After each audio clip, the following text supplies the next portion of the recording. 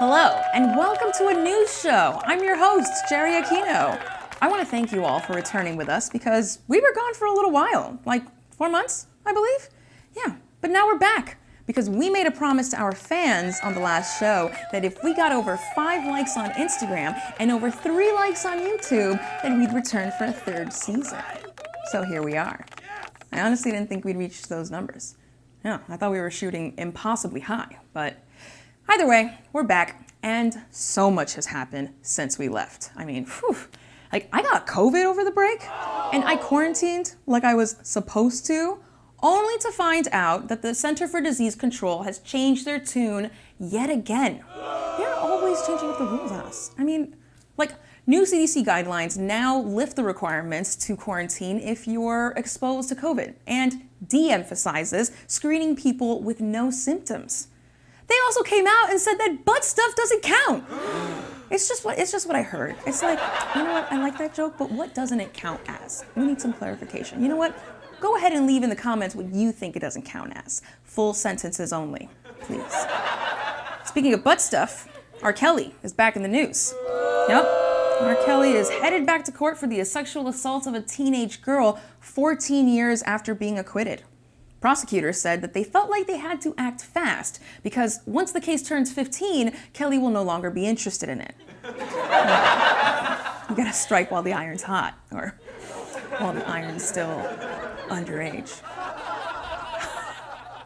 In other news, climate activists in southern France have targeted golf courses after French golf courses were given exemptions from water restrictions during one of the worst droughts ever. You wanna know how they were protesting? They're protesting by filling in the holes with concrete. That's awesome, but if filling holes with concrete is their type of activism, I can't help but wonder what they're going to do about the abortion ban. That sounds like it will ruin your health and your weekend. In political news, Liz Cheney lost the Wyoming primary and announced that she is considering running for the 2024 presidential race. If she does run, it will give the right a long overdue chance to show just how much they also don't want a female president. And finally, a body was found inside a home in the Sierra Nevada foothills, and it's believed that it had been there for years before it was discovered. Detectives said that due to the condition of the body, they were unable to determine the identity of the body. Upon hearing the news, Mick Jagger immediately responded, "Yeah, I'm fine. I'm fine." He's good. Rolling Stones are still rolling. Stick around. We have more show. As a matter of fact, we have a brand new commercial for a new show, and you're gonna love it. Hello. Welcome to a news show. Hello, and welcome to a news show. I'm your host, Jerry Aquino. Hello, I'm Jerry Aquino, and welcome to a news show. I'm Jerry Aquino, and welcome to a news show. Last week, hello, I'm Jerry Aquino, welcome to a news show. One could call it a podcast news show. Oh shit! What's going on? Anyway, so anxiety, tell me, what's going on?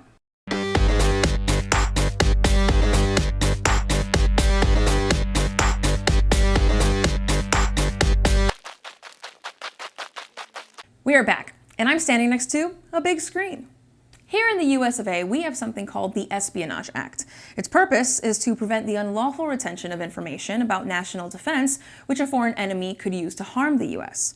And for the first time in history, we have a former president as the subject of an Espionage Act probe. When the FBI raided the former president's home at Mar-a-Lago earlier this month, they seized boxes of top secret and sensitive information from the property.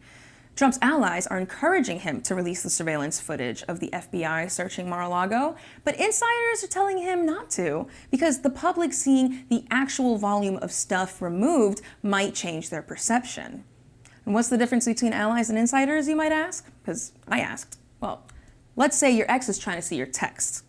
Allies are your homegirls with you at the bar going, "Girl, show him your phone. Let him see your text. You have nothing to hide. You are good. Prove him wrong. It's on him. It's going to show who he is." And insiders are those same girls telling you in the bathroom, "Girl, do not show him that phone. Don't show him the phone. The butt stuff is on the phone. Don't show him the phone." Actually, we've obtained a still shot from that surveillance footage, which shows how little Trump had actually taken to Mar-a-Lago. it. Just a little bit of stuff. But people, or voters, don't care what was seized or what act was violated because Liz Cheney lost her primary bid to remain Wyoming's sole congressional representative. She was defeated by a before photograph who'd been endorsed by Donald Trump. Oh, Jesus. On Tuesday, Representative Liz Cheney lost her primary in Wyoming to Trump-backed challenger and sentient scarecrow Harriet Hegman. Hegman won the election the good old-fashioned way. Several voters dared each other to say her name in the mirror 3 times, unleashing her into this dimension. And that was the stand-in. We'll be right back after this.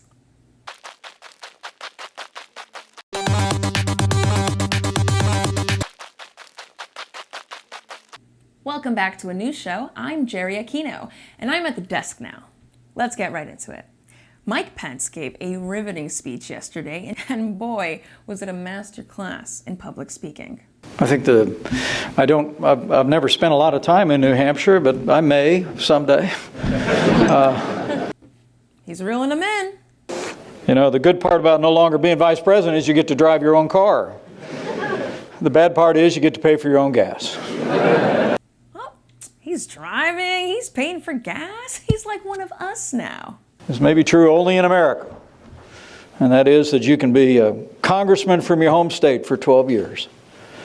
You can lead your state as governor for 4 years. You can even be vice president of the United States of America.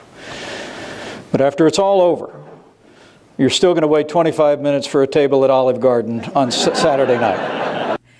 He even eats the same food. Olive Garden. My roommate works there. But get to the good stuff. January 6th stuff.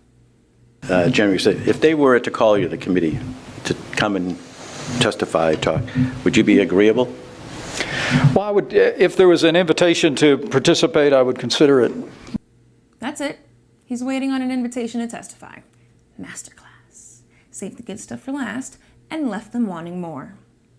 Giving a completely different speech, Joe Biden, seen here watching the old guy in Up float away in envy, has announced that he plans on running for re-election in 2024.